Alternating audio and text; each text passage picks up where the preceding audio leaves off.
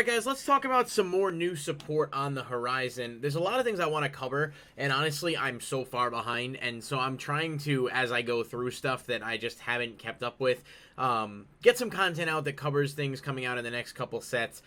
Those of you unfamiliar, Windwitch did get support announced, and I believe it is Blazing Vortex. I'm like 99.9% sure, and as I've started recording this now, I second-guess myself a little, but I'm pretty sure that's what it's in, so we're going to go with it. Now, Windwitch initially came out in Raging Tempest. It's always been a really cool archetype, but it doesn't have a ton of cards, right? So I think the initial Windwitch engine had just 3 main deck monsters, 1 fusion monster, 1 synchro.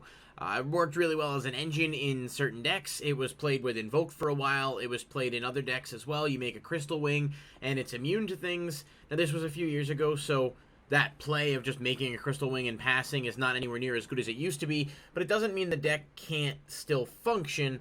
And the new Windwitch support does give you more access to these monsters, as well as a new Windwitch of their own. So I figure we'll go over the existing ones, and then we'll take a look at the new ones and sort of project where I kind of think that's going to end up. So Glass Spell, many of you probably know, Spellcaster, Tuner. If it's normal or special summon, you add a Windwitch from your deck to your hand, except itself, but you're locked out of special summoning for the rest of the turn except wind monsters.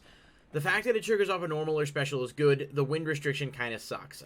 You obviously can't do any kind of like needle fiber combos with this or anything, but it's still a searcher, it's a tuner, and it just realistically, the fact that you can combo it with Ice Spell, which we'll get to in a second, basically allows you to do the whole thing with one card, and that's what makes it really potent.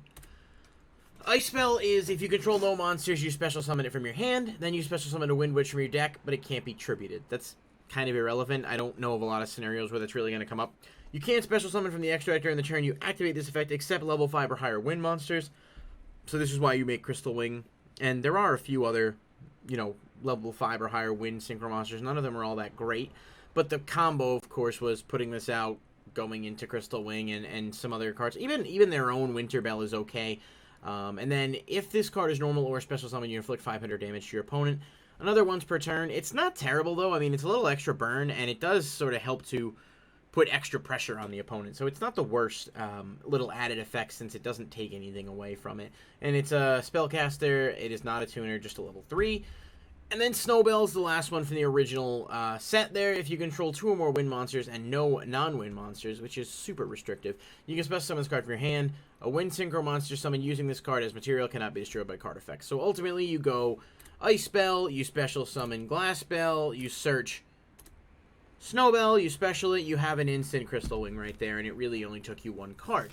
But for the rest of that turn, you're locked into wind, and of course, like I said, that's sort of where that restriction has hindered the engine's ability to do anything drastic. So let's take a look at some of the new ones. I'm sorry, nope, I apologize. I should do this better. Take a look at the extra deck first for what exists. I organized this in a specific way and then completely forgot what I did. So that's on me. Windwitch Winter Bell, level 7, wind, synchro, 1 tuner, 1 or more non-tuner wind monsters. You can target a Windwitch monster in your grave, inflict damage to your opponent equal to its level times 200. So at max, you're going to do 800 damage with Glass Spell. It's fine. I mean, that damage stacks on top of the other damage you've done with with Ice Spell, so it's not horrible. During the battle phase, you can target a Windwitch monster you control, special summon 1 monster from your hand with a level less than or equal to that monster, but it cannot attack this turn. I mean, it's not bad. It's a quick effect. It can bring something else out that, it doesn't have any restrictions really on what you bring out, though most of the time if you're making this, you've locked yourself into wind monsters. It's a quick effect, but it has to be used during the battle phase, so it's kind of restrictive. You can do it during the opponent's turn. I'm sure there might be some type of potential plays there. Maybe if you're, special summoning Ice Spell, triggering its effect, grabbing something from deck during the opponent's turn. But overall, it's never really been a great card. It's just sort of not functioned well with what the engine looks to do.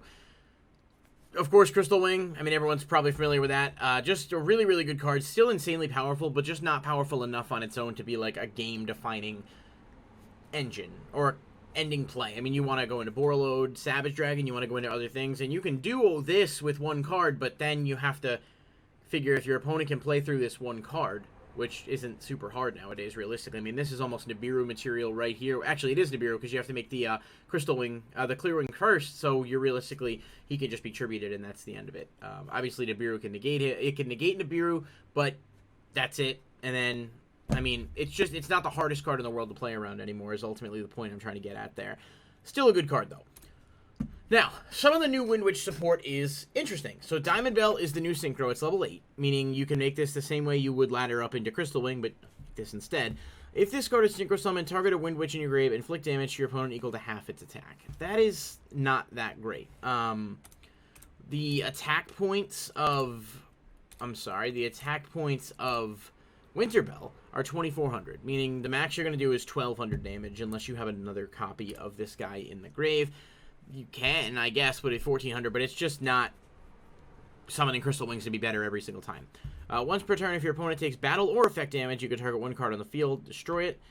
Its effect can be used up to twice per turn if this card was synchro summoned using only Windwitch monsters as material. So, you can make this with just, go into the synchro, the level 7. You can then take that with Glass Spell, put it together, make this. It can pop stuff on the field twice. It's not terrible.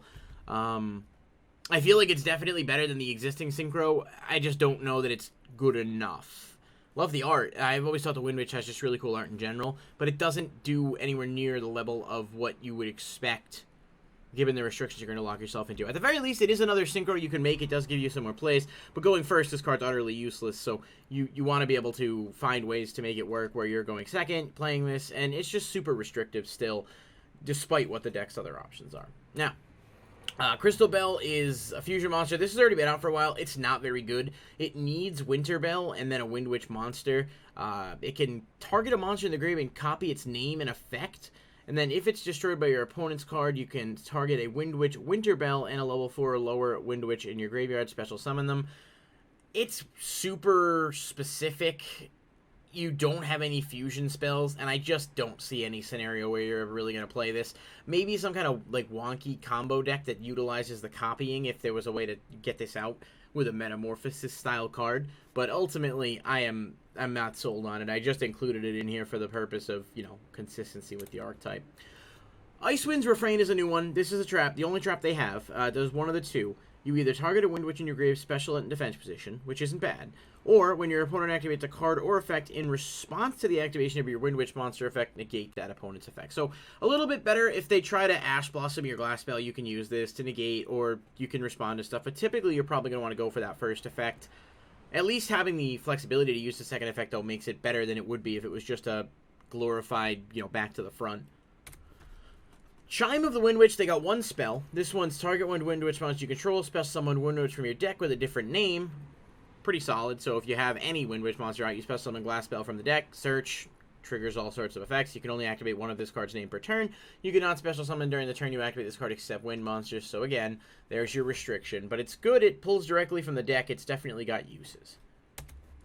Blizzard Bell is a new one, level 5, tuner. If you control no monsters or all monsters you control are Windwitch monsters, you can normal summon this card without attributing. I mean, that right there is just rough. But you don't normal summon a ton in the deck either, so I guess it's okay. During your opponent's main phase, if you control a Windwitch monster other than this card, you can send this card from your hand or field to the graveyard and inflict 500 damage to your opponent. The damage isn't great, but it does combo with Diamond Bell, so I see where you discard this, pop something. It's not awful. I don't see a lot of scenarios in which you're ever going to really summon this. But I guess if you special it from something, you can go directly into the level 8 Windwitch without having to worry about laddering up into another synchro. So it's not too bad. This might actually allow you to bypass the combo with the Nibiru play and not have to waste your negate on that. So at least you have that option. And then Windwitch Freeze Bell. If all monsters you control are Windwitch monsters, you can special summon this card from your hand. Once per turn, you can increase this card's level by 1, make itself 4.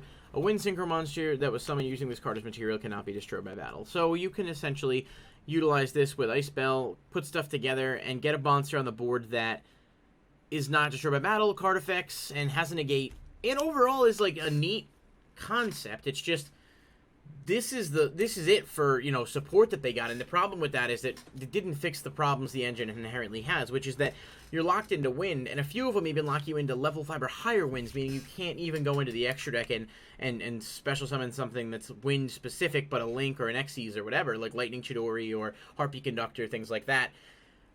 I'm not sold that this is going to make any kind of drastic change. I simply think the combo as a whole, or the engine as a whole, if you will, has just been outclassed by the game advancing. Maybe you guys feel differently. Let me know in the comments down below what you think. Do you think Windwitch is going to be competitive? Do you think the new support might help improve the engine? Or do you think it's kind of too specific, which is where I'm leaning?